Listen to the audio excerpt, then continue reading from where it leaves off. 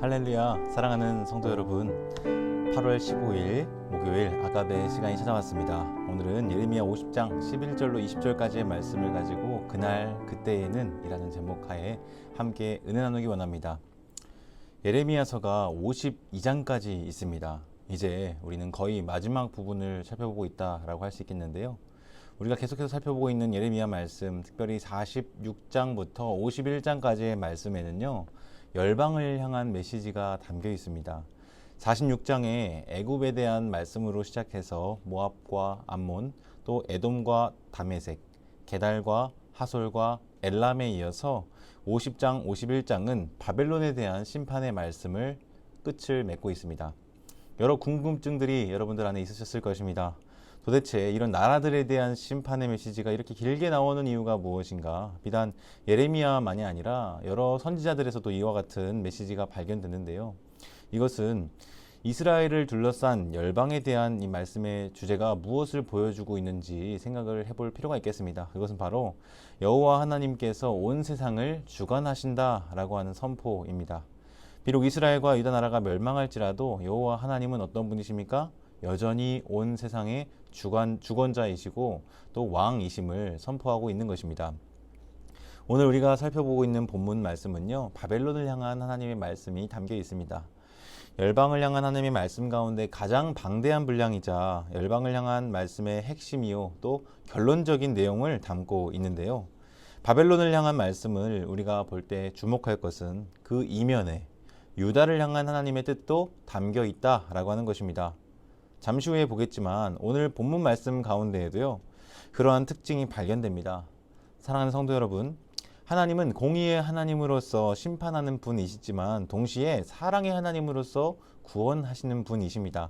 오늘만이 아니라 내일과 모레 또 그리고 계속해서 이어지는 심판에 대한 메시지, 그 가운데에 여러분들은 우리 가운데 진노하시지만 그러나 긍휼을 잊지 아니하시는 이 하나님에 대해서 늘 기억할 수 있기를 바랍니다. 여러분, 우리의 마음과 생각에는 하나님의 선민인 이스라엘이 가장 세상 중에서 강대한 나라가 되어서 모든 열방 가운데 으뜸이 되면 그들의 하나님 여호와가 온 세상 가운데 가장 드러나게 될 것이다 라고 생각을 하기도 하죠. 그러나 하나님의 계획과 뜻은 조금 다른 것 같습니다. 이스라엘은 망하고 또 포로로 끌려갔다가 겨우 풀려나게 되는 이와 같은 연약한 신세임에도 불구하고요, 결국 그런 보잘것없는 연약한 이스라엘을 하나님께서 주도적으로 이끌어 가시고 구원하시는 역사를 구약 성경은 보여주고 있는 것입니다. 이스라엘은 약하나 하나님은 강하십니다. 하나님의 백성은 작고 미미할지라도 그들을 택하시고 부르시며 이끄시고 인도하시는 하나님 여호와는 온 세상의 강대국들을 하나님의 백성을 향한 도구로 사용하시는 강한 분이신 것이죠. 어제 본문 말씀이었던 50장 2절 말씀을 보면요, 하나님께서는 바벨론의 함락을 선언하셨습니다. 제가 읽어보겠습니다. 너희는 나라들 가운데 전파하라, 공포하라, 깃발을 세우라, 숨김이 없이 공포하여 이르라. 바벨론이 함락되고 벨이 수치를 당하며 무로닥이 부스러지며 그 신상들은 수치를 당하며 우상들은 부스러진다 하라. 여러분, 기억할 것은 이러한 선언은 모두 미래적인 예언입니다. 즉 아직 지금 당장 그들 눈앞에 현실화되지 않은 일들에 대해서 예언자 예레미야를 통해 하나님이 선포하게 하신 것이죠. 눈앞에 바벨론은 어떤 나라입니까? 그 어떤 나라도 건드릴 수 없는 그 당시 세계에서 가장 강한 나라 중 하나였습니다. 심지어는 그 강대한 나라였던 애굽 왕 느고조차도, 바로 느고조차도 바벨론의 느부갓네살 왕에 의해서 패배하는 역사가 있었죠. 그런 나라인 바벨론에 대하여 하나님은 공포하라 하십니다. 바벨론이 함락될 것이고 그들이 섬기는 신인 벨과 무로닥 또 신상들과 우상들은 수치를 당하고 부스러지게 될 것이다 선언하십니다. 그리고 실제로 이후 역사 속에서 어떻게 됩니까? 메데, 바사, 페르시아에 의해서 실제로 바벨론은 무너지고 멸망하게 되었습니다. 여러분, 이렇듯 세상 나라는 계속해서 서고 넘어집니다. 영원할 것만 같았던 제국들도요, 결국에는 무너지게 되는 것이죠. 그러나 하나님은 어떠하십니까? 열방의 온 역사를 주관하시는 분이신 줄 믿습니다. 그것도 영원한 권세를 가지고 영원토록 주관하시는 분이십니다. 할렐루야. 오직 여호와 하나님만이 온 세상의 주관자 되심을 여러분 믿으실 수 있기를 바랍니다. 이스라엘이 약할 때 하나님의 강함은 더욱 두드러지게 되는 것이죠. 하나님이 열방 가운데 그의 백성을 지키시고 인도하시는데요. 이 바벨론에 대한 하나님의 심판은 곧 그의 백성의 구원과 맞물려 있음을 볼 수 있습니다. 4절과 5절 말씀에도요, 그러한 미래를 예고하는데요. 제가 읽어보겠습니다. 여호와의 말씀이니라. 그날 그때에 이스라엘 자손이 돌아오며 유다 자손도 함께 돌아오되 그들이 울면서 그 길을 가며 그의 하나님 여호와께 구할 것이며 그들이 그 얼굴을 시온으로 향하여 그 길을 물으며 말하기를 너희는 오라 잊을 수 없는 언약, 영원한 언약으로 여호와와 연합하라 하리라.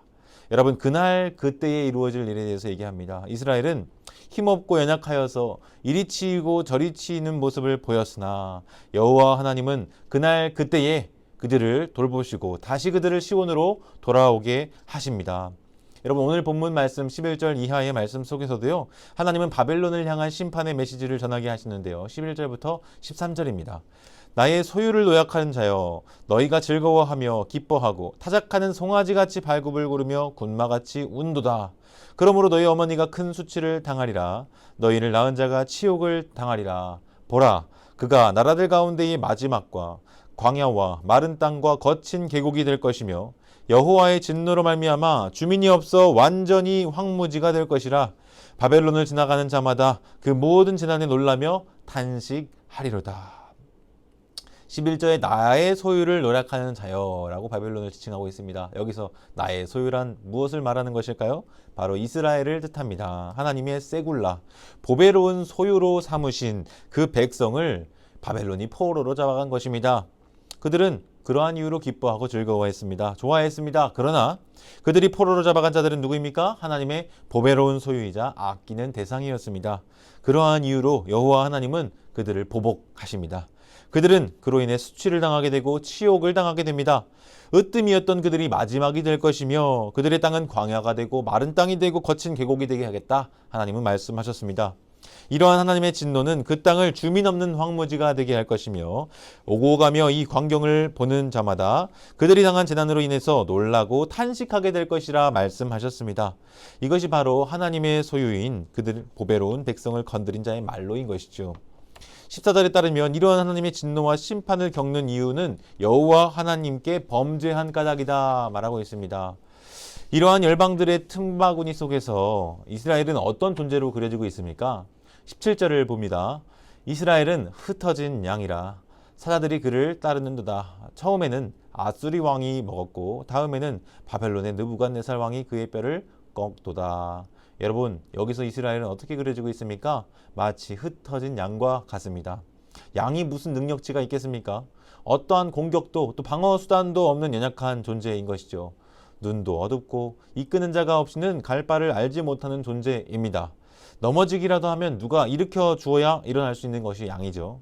이러한 목자 없는 양들을 호시탐탐 노리는 사자 같은 자들이 계속해서 일어났습니다. 처음에는 아수르가 그러하였고요. 다음에는 바벨론의 느부갓네살이 그러하였다라고 말합니다.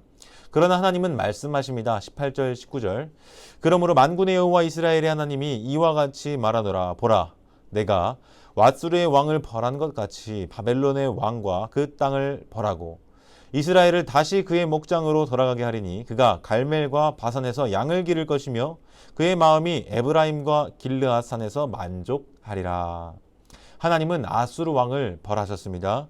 그리고 그렇게 아수르 왕을 벌하신 것처럼 바벨론의 왕과 그 땅도 벌하겠다 말씀하십니다.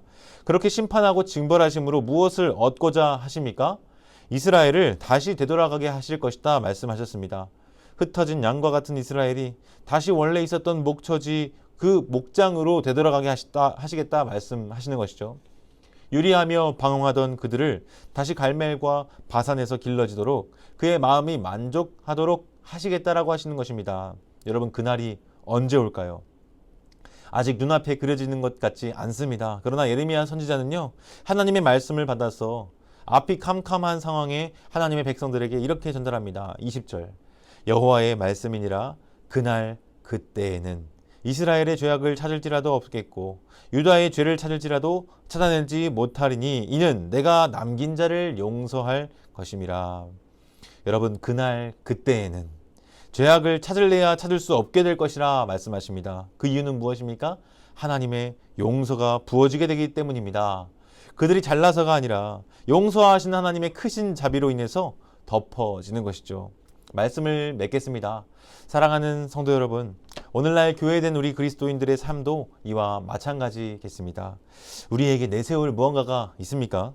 그저 용서와 자비의 하나님의 그 약속과 신실하심만이 우리의 소망인 줄 믿습니다. 우리가 느낄 때 세상이 훨씬 강하고 우리는 작고 보잘것없으며 연약하게만 느껴집니다.